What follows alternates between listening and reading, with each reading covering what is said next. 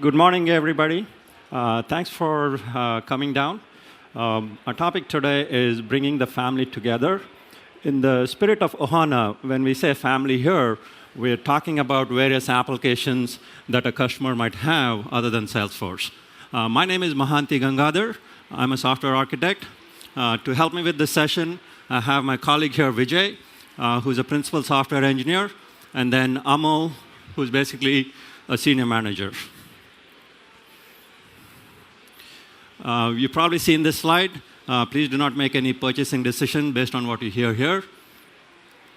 The agenda today, I'll be covering need for integration, the various API options provided by Salesforce. Vijay would be covering common integration patterns, some pitfalls, and how do you actually think and plan integration.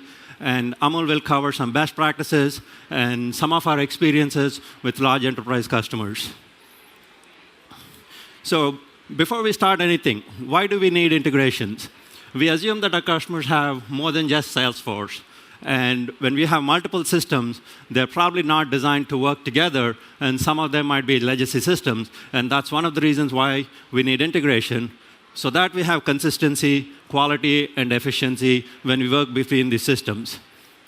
So one of the most important things when you have multiple applications is how do we communicate or integrate these applications? At the highest level, we basically have authentication. How do we talk to these systems? How do we authorize? How do we communicate?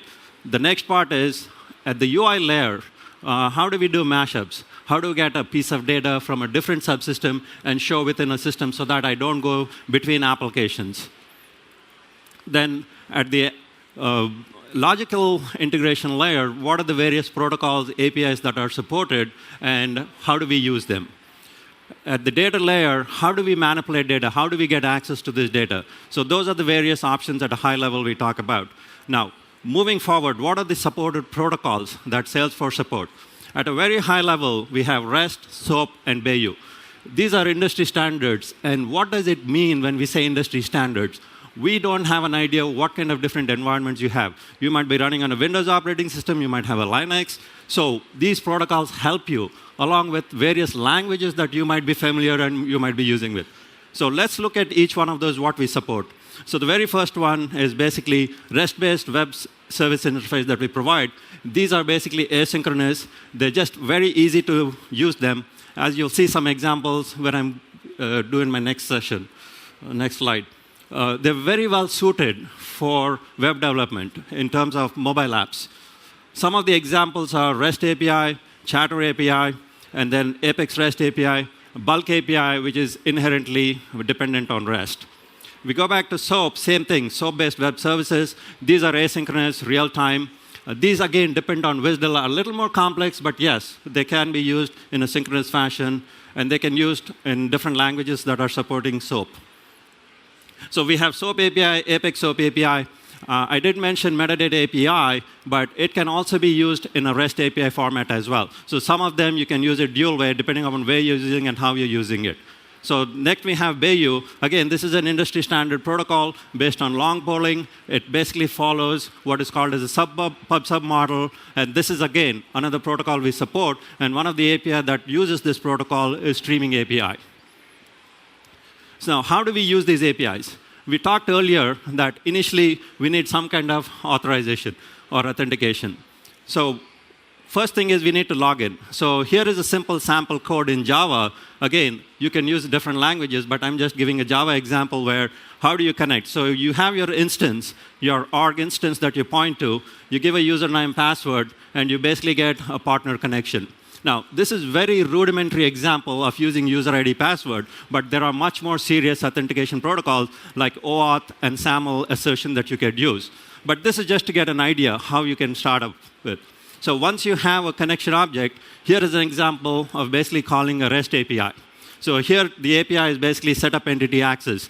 This basically requires two different attributes, a parent ID and a setup entity ID. So you create a JSON object with these two attributes and do a post. And it's very simple. You just have to have an HTTP post object, and then you create this JSON object and you post, and you basically call the API.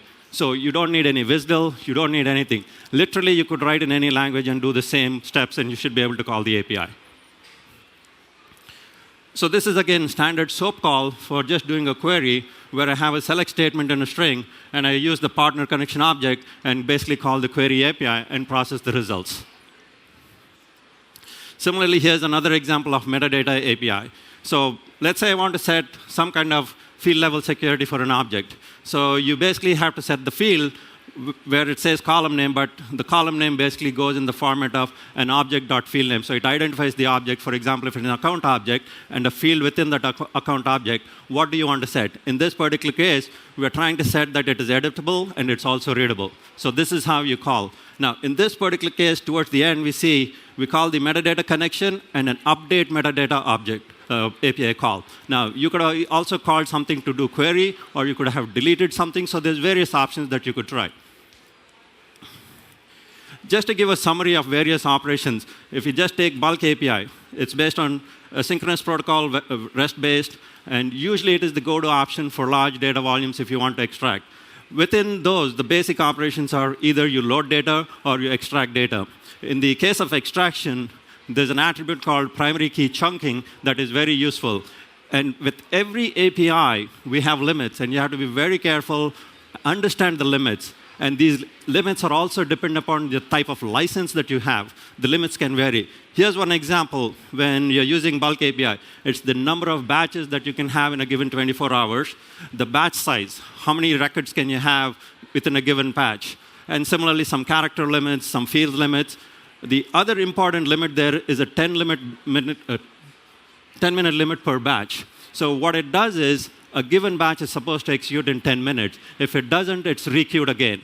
And it tries for about 10 times before it marks the batch to be failed. So you want to kind of put your batch size in such a way so you don't get to the 10 minutes and make sure it can be processed. So instead of doing 10,000, maybe you should try something like 8,000, 9,000. So do some variations. So similarly, the chunk size, the default is 100K, but you can have a maximum of 250K. Going back to SOAP, again, these are subset of examples like query, query more. So generally, look at the SOAP API limits. There's a limits document that tells you. So each API has some limits that you want to look and make sure they apply to you. Same thing with streaming API. There's a lot of limits. For example, the maximum number of events you can have within 24 hours. The SOCL query, the push topic, how long can it be? And maximum number of concurrent clients. So these are clients that are listening to events. So how many of them can you have at any given time? So talking about various design patterns for integration, Vijay will continue with that. Vijay here. So before we talk about integration patterns, I'd like to take a couple of minutes and talk about the typical complexity of an integration project. So I'm sure anyone who has done a large-scale integration would agree with me that there are so many different reasons why an integration can fail. Because there are so many different disparate systems, and there are different protocols, and there are different ways to communicate, there are different limits, and so on.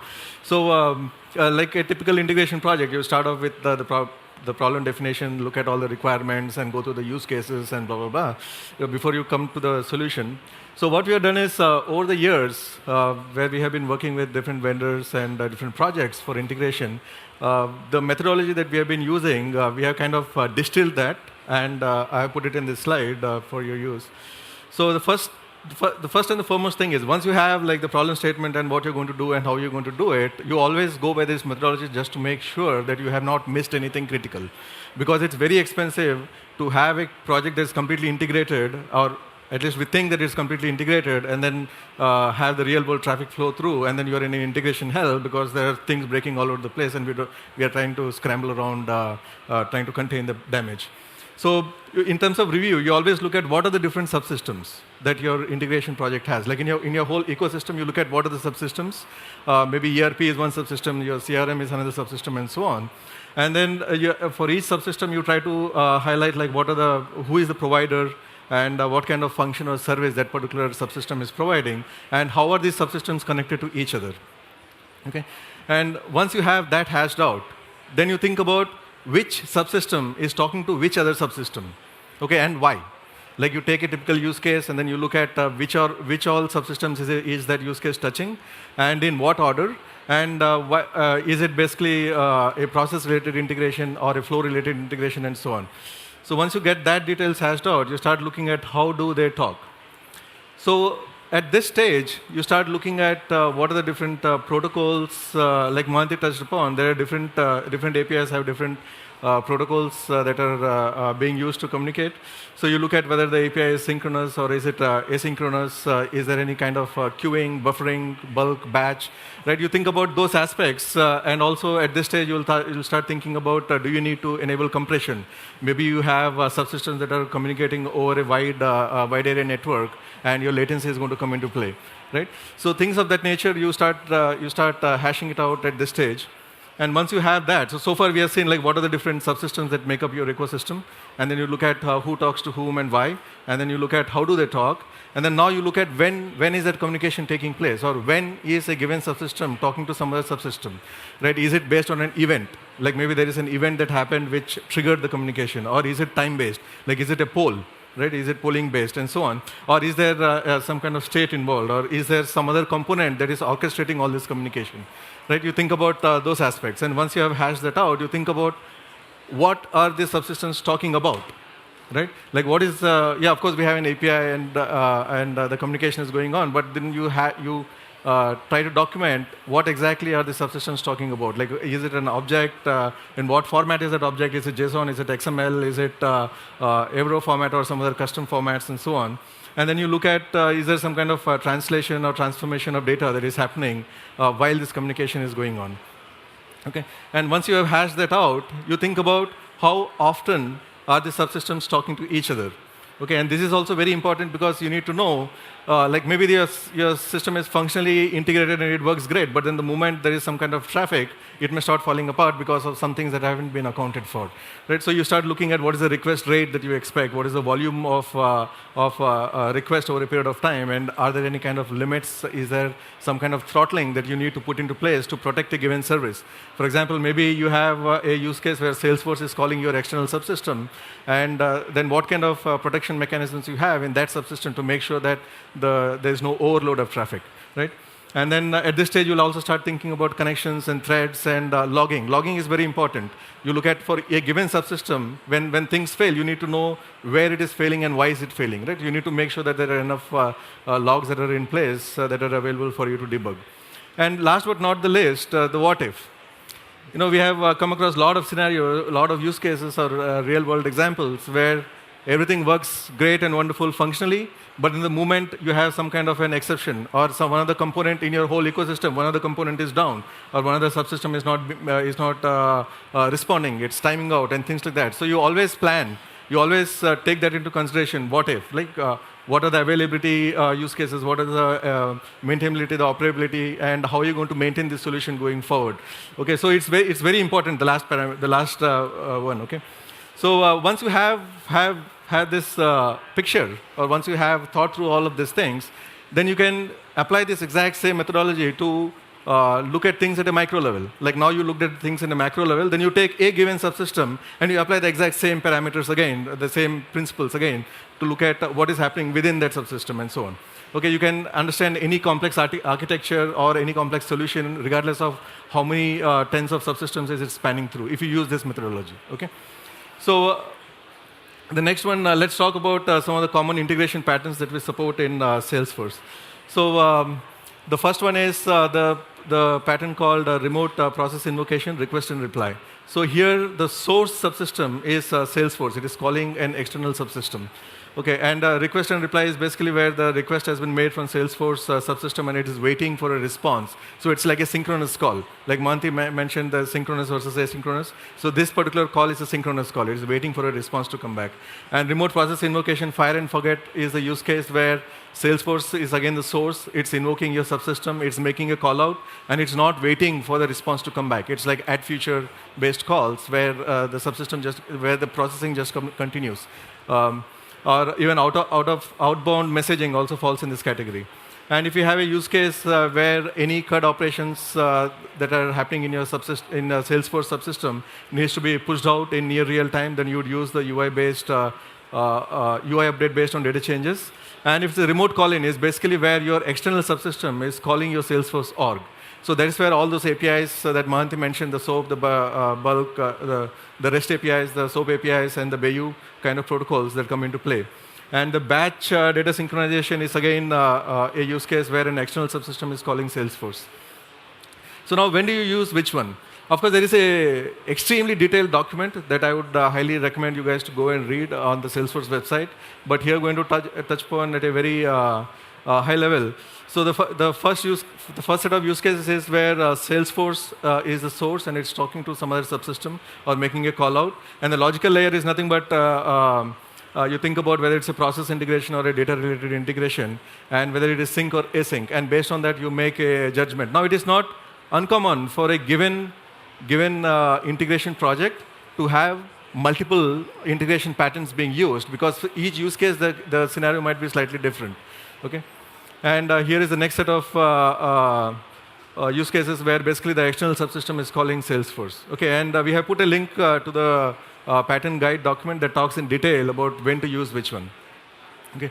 Now let's take an example of a real-world scenario where we had a customer issue because of the way how the integration was being done. So the requirement is to synchronize or replicate the records from Salesforce into an external subsystem, and also be able to capture the CUD changes as it happens within Salesforce.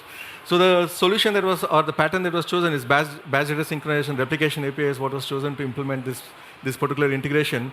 And at the surface, replication API basically has two distinct phases. Like in initial sync, when you enable that feature for the first time or that org for the first time, it basically comes and asks for all the records that are in Salesforce. Of course, you can set a filter to say how far back do you want to go. And the typical APIs are query and query more, and then an ongoing sync. Ongoing sync is basically where you have periodically coming back, like the external subsystem is coming back periodically, either at 5-minute, 15-minute, or 1-hour interval based on your particular use case, and it's asking for all the records that have changed in that interval of time. So at the surface, everything looks great and wonderful. Okay, in terms of the way how the integration is done, it's as per documentation, everything looks correct. And it's functionally up and running. But then we had this issue in production where some of the CUD changes, or some of the create, update, delete related changes that are happening in core are for some reason, not all of them, but some of them are missing. And it's a very difficult problem to solve because it doesn't happen very often. So when we did this detailed analysis, we say, okay, here is, so when we did this detailed analysis at time t equal to, okay, I think something messed up in the diagram, but the first circle is T1, the second circle is T2, and the third circle is T3. So there are three distinct phases here. Okay, the T1 is where the initial sync happened, and T2 is an ongoing sync. And at that point in time, the external subsystem is coming and asking for get me all the updated. So the get updated API gets called, and the time range that is specified is give me all the records that have changed between the first two circles, between T1 and T2. Okay, and then similarly, then you have an ongoing sync at a later time. T3, it's asking for all the changes between T2 and T3. Right? So at the surface, it looks like everything is correct, and the external subsystem is maintaining these timestamps because the external subsystem knows when T1 is happening, when T2 is happening, and when T3 happened.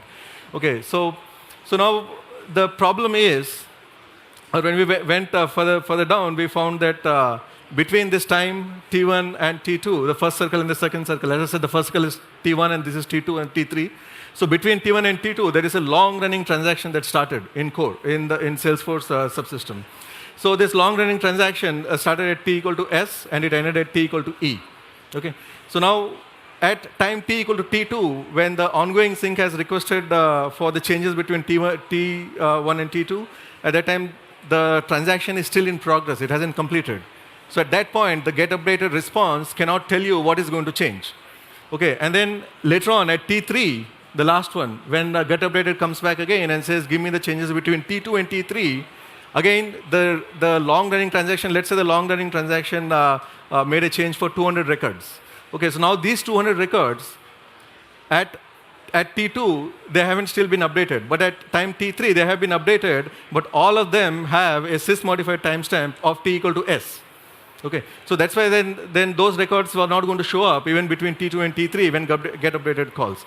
So the fundamental problem here is that the external subsystem is maintaining the time instead of using the last covered date that Salesforce get updated is returning when you invoke that call. So at T2, when you invoke get updated, it is basically going to give you a last covered date as one of the field, and that will be set to your timestamp of S when the long-running transaction started. So basically, the solution is when you do the get updated for the ongoing sync, you always use whatever is the timestamp that Salesforce has given you as the start of a long-running transaction, which is the last covered date. Okay, so at T3, basically you ask for all the changes between S and T3. Okay, so that is the fix. And similarly, here is another use case which functionally works great. The use case is very simple. Any changes that are happening in core needs to be captured in near real time and pushed out to an external subsystem. So the solution that was implemented is there is a trigger on the CUD updates. Like any CUD update, it results in a trigger which has a process associated with it and a flow and a Apex callout. So now at the surface, again, everything looks great and wonderful. It works functionally.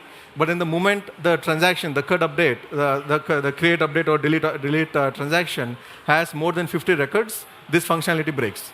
Why? Because there is a governor limit that comes into play. So again, if you go back to our first slide, you need to always take into account the record volumes and how it is happening. Right? If you follow that methodology, you would have caught this way earlier.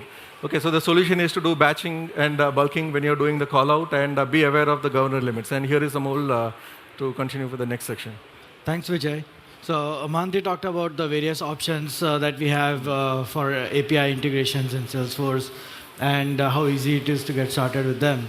But Vijay showed that you do have to think through a lot of things and some of the pitfalls that you might run into. And I'll talk about a few more real-world situations that we've run into while working with large enterprise customers and the lessons that we've learned. So one of the common patterns that we see with large enterprise customers is they already have various other systems in place with a lot of other data that they want to integrate with Salesforce. And they want to move this data into Salesforce either as a one-time load or as an ongoing sync. And while trying it out, sometimes they kind of run into a situation where it feels like, oh, the load is going very slowly. Why is that happening? Why is Salesforce not fast enough? And digging deep, what we realize is what's actually happening is, apart from being slow, it's actually waiting because of locking. So when you're trying to make any changes to a child object to preserve data integrity, Salesforce will lock the parent. Because you don't want to run into a situation where a thread is updating a child record, but a different thread comes and deletes the parent. You will have hanging records. So which is why if you have like I've shown on the left-hand side, if you have one batch that's trying to grab a lock and trying to update some records, and some other batch is trying to update a child of the same parent, it's just going to end up waiting. And to move things along, there's a couple of very simple things that we ended up doing. So this customer, they wanted to load 65 million records into Salesforce using bulk API in one weekend. It went very well, but here are a couple of simple things that we had to do. First of all, make sure the input data is clean. If you have improper references or invalid IDs, every error is just going to slow things down. And most of our customers do prefer to clean up their data beforehand and load clean data into Salesforce. It makes everything a lot easier. And then sorting input records by the parent record IDs. That will make sure you can just grab a lock once, load all his children, then grab a lock on the other one, load his children, and so forth, and move things along. Now, large data sets means big computing time for sharing as well. So it's very important to consider the effect of sharing. And so so we had a customer who have brick and mortar locations all over the country and in portions of the world as well. And they were building up the role hierarchy for their entire setup. There have a few people in every location, and then that rolls up to a region and territory and so forth. And so we have a permission called granular locking. By enabling that perm, it will only lock the portion of the tree that's being operated on. So you can have parallel updates going on. And that is a way to make large role hierarchy changes go fast and smooth. Another big decision that we end up having to make is, should we defer sharing calculations or not? We are working with another FinServ customer where they were loading a large amount of data, and we were trying to decide what should we do. And the answer to that is, has your role hierarchy been fixed? If it has been fixed, then do not defer sharing calculations because they have to happen anyways. You can't use your data until that is done. But if your role hierarchy is still being changed, and especially if you have large amount of records already loaded, if you make changes to the role hierarchy, all of those will need to be reparented, and all of those will kick off sharing recalculations. So in that situation, it is better to defer sharing calculations until all of your changes are done, then turn it back on and have it calculate just once. Another situation that we run into that everyone doesn't like, obviously, is the limits. Our fair usage and our limits basically exist in place so that Salesforce is open and equal for everybody, and we do not have one large job that is swamping out everything else on the system. So this ensures that everybody's work continues and progresses. All of our limits are documented. Do read those, and in particular, I'll call your attention to the any notes or warning sections or important sections that are mentioned in there, because that's where the nuggets lie. Unfortunately, sometimes those don't get reviewed until after you've hit the problem. And so here are some of the things that we have done for our large customers to make things moving. For the customer that was trying to load 65 million records, they built some bypass logic into their triggers. All of our enterprise customers, for data validity, they will have triggers that perform the business operations that they need to. But since, like I mentioned, they clean the data beforehand, for most situations, you can afford to bypass the triggers or turn them off. If you are moving large amounts of data in, get that in, and then you can turn the trigger back on. Also, a customer wanted to have legal language in one of their fields. And this was a large text area field, and they had set a default value for that big legal boilerplate text. And what happened is, while they were trying to migrate records in the integration using bulk API, this text was getting populated for every single new record being created, and that was slowing things down. So it's a good idea to review default field values for anything that might be computationally expensive for situations like that. These are things that often we can afford to do later. Every time the record gets touched, that field will get updated. So it's something that can be deferred to clear the path for a big operation. And like Mahanti mentioned, we have a 10-minute limit for batches. And if batches end up bouncing off of that limit and getting requeued over and over again, that starts to signal to Salesforce that, hey, this job might be taking a long time, or it might be consuming a lot of resources. And that starts to get the attention of fair usage. So it's better to keep things nimble, get your batches moving quickly, keep them finishing in under 10 minutes. And last but not least, we want you to be successful. So if you have something big going on, or if there's a business process that you're worried about, how your integration will fare, work with your Salesforce rep in advance. They will help you figure out what your footprint will be for that particular operation. They can help figure out what other plans other big customers might have, and make sure that you don't run into any conflicts there. A small shameless plug for my team. We built a tool called Who Logs Whom, and that can Salesforce reps can get access to that. And this tool can allow you to figure out, if you're operating on a particular record based on your schema, which other objects will that end up locking. So that will help you plan your operations a little more effectively. And then another situation that I wanted to talk about is, a lot of our customers, they have data that is mastered outside of Salesforce, or they have existing back office algorithms or processes that they really want to leverage, but they want to use Salesforce as the front end experience for all of their users. So they will make out callouts from Salesforce to other systems. And then this is a great place to sit and identify what are your long-running transactions, because those are the ones that can run into your concurrent into Salesforce's concurrent request limits. So we were working with a large customer who had a similar situation for a CUD operation from Salesforce. They wanted to, for every single operation, hit their on-premise services. And so we sat with them and we reviewed, and we decided, hey, can we make this, instead of synchronous, can we make it asynchronous? Can we use streaming API or continuation? And for this particular situation, continuation was the right fit for that. So to sum up, like Mahanti showed, it's pretty easy to get started getting data in and out of Salesforce. But like Vijay showed, you have to think through a lot of things. And I showed you can run into some real-world issues. So planning is a secret sauce so that you don't run into any fire drills. And we have many API options, many of which will seem to work for you, but one size may not really fit all. So you want to think about what is this use case and which API is the best way so that you can avoid limits or locking or any other functional issues. There are some resources. We'll post the deck to the chatter feed of this session. And since we're out of time, we'll be right here. We can take questions to the side. Thank you for coming. Thank you, guys.